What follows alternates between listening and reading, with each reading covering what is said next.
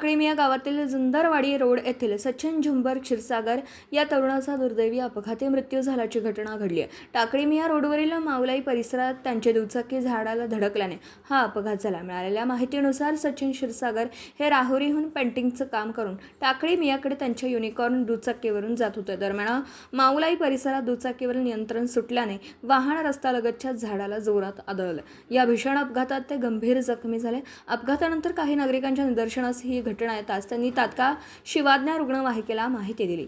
जखमी अवस्थेतील सचिन क्षीरसागर यांना राहुरी येथील एका खासगी रुग्णालयात दाखल करण्यात आलं, मात्र प्रकृती अत्यंत चिंताजनक असल्याने पुढील उपचारासाठी त्यांना अहिल्यानगर येथे हलवण्यात येत होते। दरम्यान रस्त्यातच त्यांची हालचाल बंद झाल्याने त्यांना राहुरी ग्रामीण रुग्णालयात आणण्यात आलं।